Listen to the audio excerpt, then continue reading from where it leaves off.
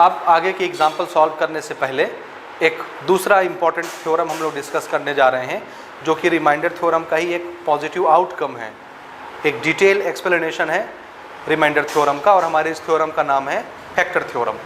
इस थ्योरम को शुरू करने से पहले मैं आपको एक छोटा सा एग्जाम्पल देता हूँ। अगर ये एग्जाम्पल आपको समझ में आ गया तो ये थ्योरम भी आपको समझ में आ जाएगा, और फिर इसको आगे हम बहुत आसानी से यूज़ किया करेंगे।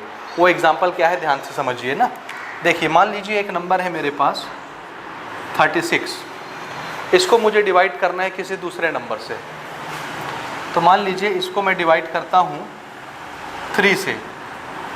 तो 3 का टेबल हम कितनी बार पढ़ रहे हैं, देखिए 3 1 जा 3 कैंसल, 6 उतरा, 3 2 जा 6 कैंसल। यहाँ पर देखिए कैंसल होकर के लास्ट में क्या बचा, कुछ नहीं बचा। ध्यान से समझते चलना ना। अगर ये चीज़ समझ में आ गई तो ये थ्योरम भी आपको 100% एक्यूरेट तरीके से समझ आ जाएगा।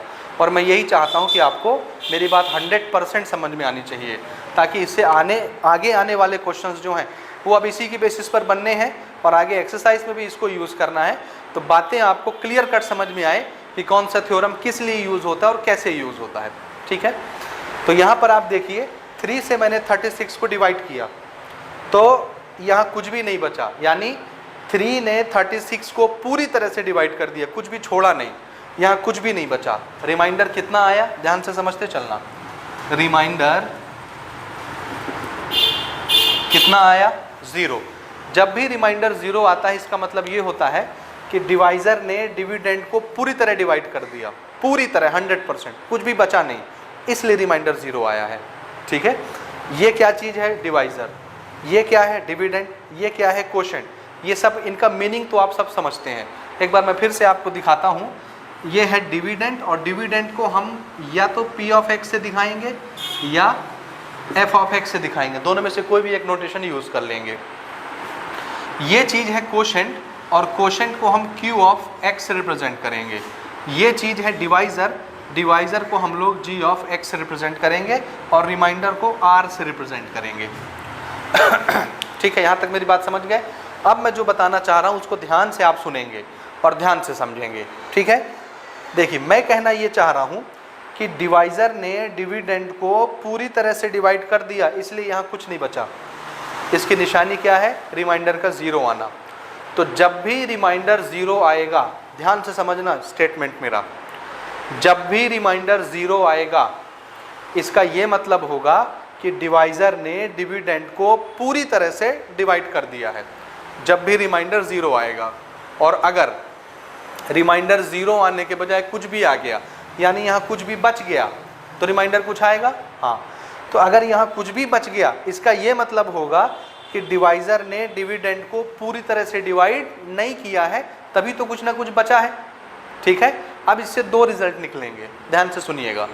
पहला नंबर 1 रिजल्ट, अगर डिवाइज़र ने डिविडेंड को पूरी तरह डिवाइड कर दिया, यहाँ कुछ भी नहीं बचा, यानी रिमाइंडर 0 आया, तो हम ये बोलेंगे कि अगर रिमाइंडर 0 है तो डिवाइज़र ने डिविडेंड को पूरी तरह से डिवाइड कर दिया।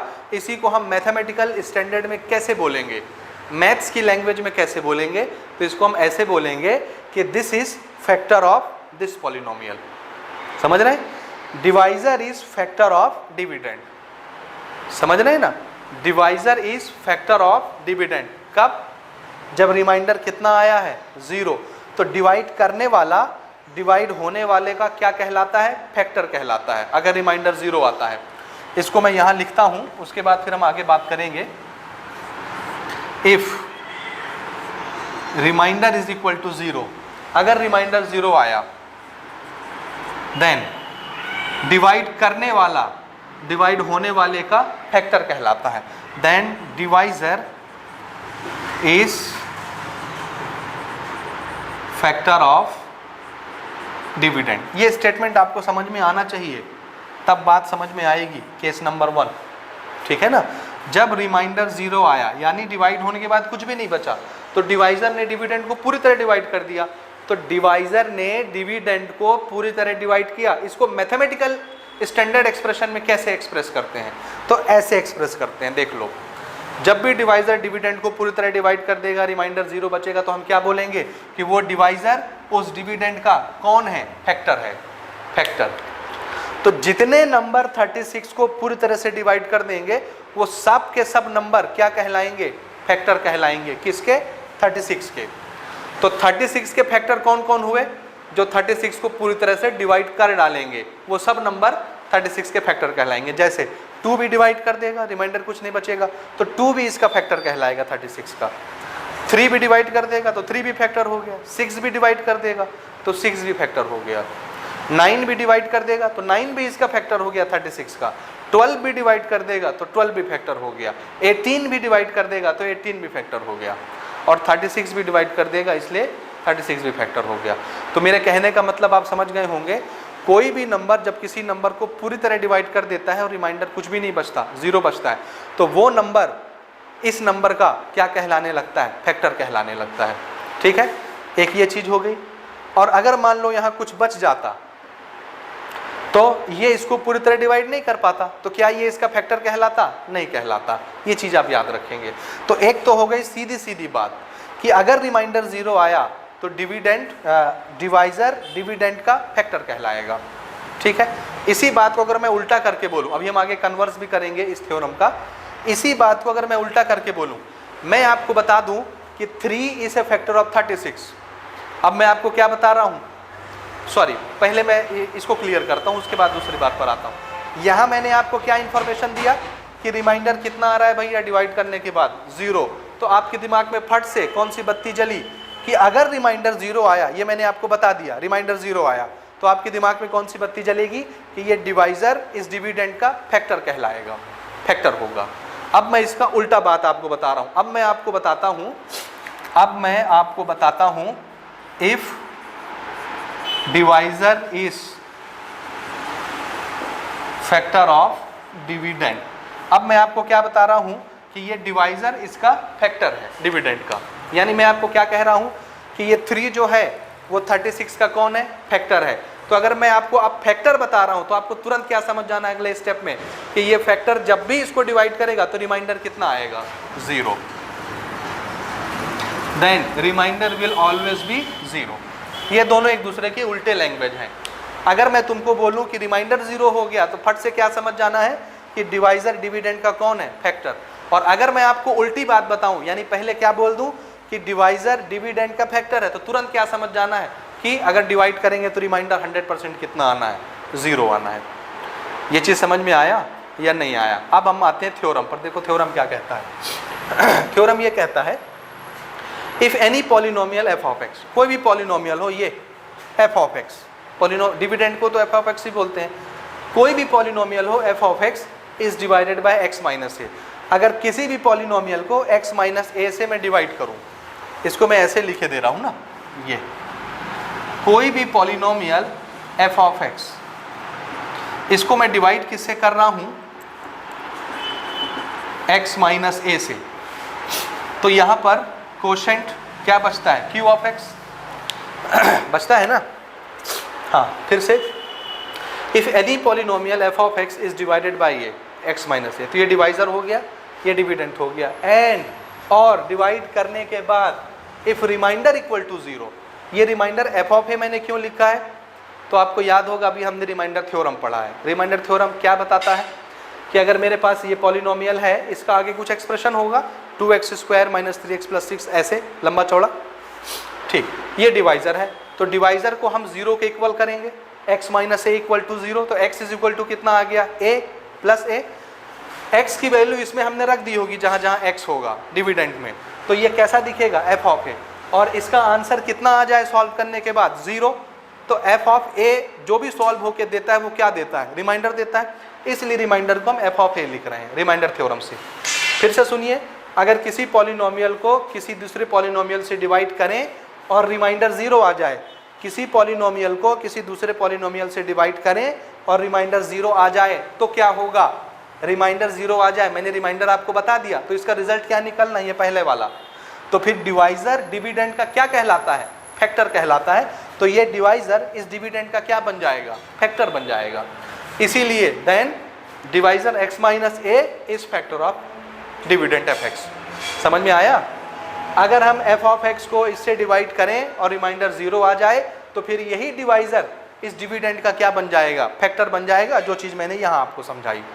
और इसी का उल्टा अगर कर दें कि अगर मैं आपको बता दूं if x minus A is factor of f of x, यानी ये डिवाइजर इस डिविडेंड का फैक्टर है, तो इसका रिजल्ट क्या निकलेगा। अगर डिवाइजर डिविडेंड का फैक्टर है तो फट से अगला स्टेप क्या है कि रिमाइंडर कितना आने वाला है, 0। ये इसका कन्वर्स है, आगे हम उसको नोट कर लेंगे। तो मेरा ख्याल है यहाँ तक मेरी बात आपको समझ में आ गई होगी। इसी को हम बोलते हैं फैक्टर थ्योरम, समझ रहे हैं ना। तो असल में देखो रिमाइंडर हमको कहाँ से पता चलेगा, रिमाइंडर थ्योरम से। तो असल में ये कौन है, एक्चुअल में ये रिमाइंडर थ्योरम ही है, समझ रहे हैं ना। जब रिमाइंडर थ्योरम लगा करके हम डिवाइजर को 0 के इक्वल करें और x की वैल्यू निकाल लें और उस x की वैल्यू को डिविडेंड में पुट कर दें और सॉल्व करते जाएं और लास्ट में f ऑफ x कुछ आएगा वैल्यू f ऑफ a। अगर ये f ऑफ a 0 आ गया, इसका मतलब रिमाइंडर 0 आ गया, तो जो डिवाइजर तुम्हारा था वो डिवाइजर अब डिविडेंड का कौन बन जाएगा, फैक्टर बन जाएगा। ये फैक्टर थ्योरम है। तो फैक्टर थ्योरम असल में रिमाइंडर थ्योरम ही है, उसका जस्ट एक एडवांस वर्जन है, अगर आपको समझ में आ रहा होगा तो। ठीक है, इसका हम चाहें तो छोटा सा प्रूफ भी कर सकते हैं, हालांकि प्रूफ की ज़रूरत नहीं है, एग्जाम में आपका नहीं पूछा जाता, लेकिन फिर भी मैं आपके क्यूरियोसिटी के लिए आपको बताता हूँ। हमको मालूम है, वी नो दैट, ध्यान से समझना ना, f ऑफ x को हम क्या लिख सकते हैं, g of x multiplied by q of x plus r। ये तो आपको याद होगा, dividend is equal to divisor multiplied by quotient plus remainder. ठीक है अच्छा, हमने क्या किया कि कोई भी पॉलिनोमियल f ऑफ x को हमने उससे डिवाइड किया, तो ये हमारा हो गया पॉलिनोमियल, डिवाइजर हमारा है x minus A into Q of x plus r। और अगर रिमाइंडर थ्योरम लगा करके हमने ये कितना निकाल लिया, 0।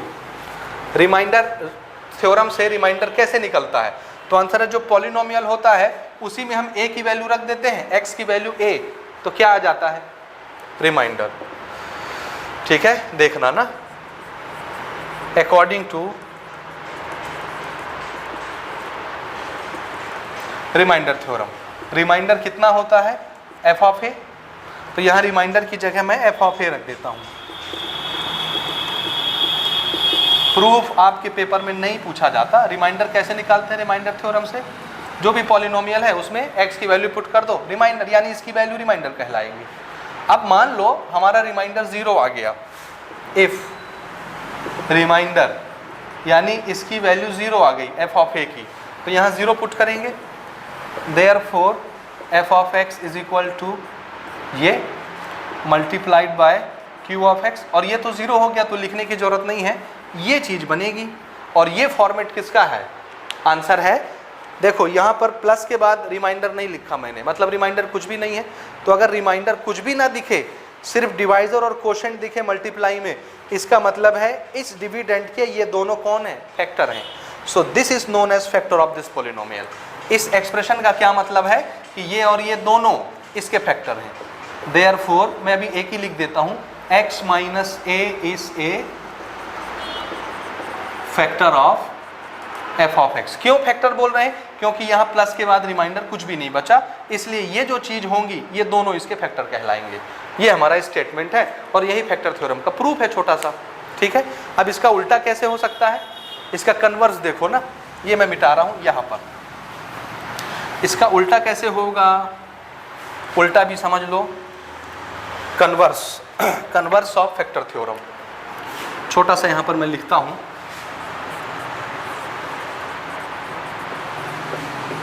Converse of factor theorem. यहाँ जो पहली चीज़ मैंने तुमको बताई ये फैक्टर थ्योरम है, और इसी का उल्टा स्टेटमेंट क्या है, कन्वर्स ऑफ फैक्टर थ्योरम। तो हम इसकी बात करेंगे। अब हम आपको क्या बता रहे हैं कि डिवाइजर डिविडेंड का कौन है, फैक्टर, तो रिमाइंडर 100% कितना आना है, 0 आना है। इसी चीज़ को यहाँ पर हम लिख देते हैं, इफ़ डिवाइजर यहाँ हमने क्या लिखा था, x minus a is A factor of dividend fx, then remainder r equal to 0। रिमाइंडर हमेशा क्या होगा, 0। ये चीज़ हम अभी डिस्कस कर चुके, कैसे, उसी को लिख रहे हैं खाली बस फॉर्मेलिटी पूरी करने के लिए। ठीक है, हम चाहें तो इसका भी छोटा सा प्रूफ दे सकते हैं जैसे कि ये हमको मालूम था कि f of x is equal to g of x into q of x plus r होता है ना। और अब की बार हम क्या बता रहे हैं कि कौन किसका फैक्टर है, x minus A f of x का फैक्टर है। तो फैक्टर है तो स्टेटमेंट कैसी बन जाएगी, ये फैक्टर वाली। तो स्टेटमेंट हम सिर्फ इतनी कोट करेंगे, ये फैक्टर वाला स्टेटमेंट। यानी इसी को हम कैसे लिख लें, या अभी मैं इसको फिलहाल ऐसे लिख देता हूं और यहां लिख देता हूं if x minus A is factor of f of x। तो फिर यही स्टेटमेंट जैसे अभी हमने उधर बनाया, g ऑफ x यानी डिवाइजर की वैल्यू में रख रहा हूं x माइनस ए इंटू ये, रिमाइंडर तो ज़ीरो हो जाएगा। जब ये फैक्टर होता है तो स्टेटमेंट ऐसी होती, रिमाइंडर ज़ीरो होता है। ठीक है, अब अगर ये स्टेटमेंट यहाँ तुमको ऐसे दिख रहा है तो उसमें रिमाइंडर कितना दिख रहा है, यहाँ कुछ भी नहीं है, इसलिए रिमाइंडर कितना होगा, ज़ीरो। समझ गए ना, रिमाइंडर ज़ीरो। या इसको मैं ऐसे भी कर सकता हूँ प्रूव करने के लिए। देखिए इसको हम ऐसे भी लिख सकते हैं, किस तरह से, डिवाइजर है हमारा ये हमारा बन गया पॉलिनोमियल, गिवन पॉलिनोमियल, डिविडेंड। अब डिविडेंड से रिमाइंडर कैसे निकलता है, अकॉर्डिंग टू रिमाइंडर थ्योरम। देखो अकॉर्डिंग टू रिमाइंडर थ्योरम लगाओ। रिमाइंडर थ्योरम कैसे लगेगा, रिमाइंडर थ्योरम हम क्या करते हैं, डिवाइजर को जीरो के इक्वल और x की वैल्यू निकालते हैं। तो ये हमने डिवाइजर को जीरो के इक्वल किया तो x की वैल्यू कितनी आ गई, a। इसको उठा के कहाँ रख देना है, पॉलिनोमियल में, जहाँ जहाँ x आता है हमको क्या मिल जाता है, remainder. Therefore f of a is equal to x की जगह a into q of x, a minus a zero multiplied by q of x। और ज़ीरो से कोई भी नंबर मल्टीप्लाई होके क्या बन गया, ये। और f ऑफ a ही क्या चीज़ होता है, रिमाइंडर। तो देख लो रिमाइंडर कितना आया, ज़ीरो आ गया। तो अगर ये स्टेटमेंट गिवन है, यानी x minus A is factor of f of x, तो हम ये स्टेटमेंट लिखेंगे यहाँ से। देखो जब x minus A f of x का फैक्टर होता है तो ये स्टेटमेंट होता है। अगर ये हमारा पॉलिनोमियल बन गया f x की वैल्यू, तो रिमाइंडर कैसे निकालते हैं अपन, डिवाइजर को जीरो के इक्वल किए, x की वैल्यू निकाले और इसमें पुट कर दो। हमने पुट करके देखा ज़ीरो आया, मतलब रिमाइंडर कितना आया, ज़ीरो। तो अगर x माइनस ए फैक्टर है f ऑफ x का तो रिमाइंडर कितना आएगा, ज़ीरो। ये छोटा सा प्रूफ था, जब आप इसको एक बार दो बार देखेंगे तो आपको समझ में आ जाएगा। तो यहाँ तक आप नोट कर लीजिए, दिस इज़ फैक्टर थ्योरम। इसमें कोई बड़ी बात नहीं है, कोई नई बात नहीं है। ध्यान से सुनिए, मोटी मोटी बात आपको क्या याद रखनी है, बात सिर्फ आपको इतनी सी याद रखनी है कि एक नंबर जब किसी नंबर को पूरी तरह डिवाइड कर देता है और रिमाइंडर ज़ीरो बचता है तो डिवाइड करने वाला डिवाइड होने वाले का फैक्टर बन जाता है। बस इतना याद रखना है, आगे हम बना लेंगे। तो चलो इस पर क्वेश्चन प्रैक्टिस करते हैं और देखते हैं कि ये कैसे काम करता है। तो इसको नोट करिए ध्यान से।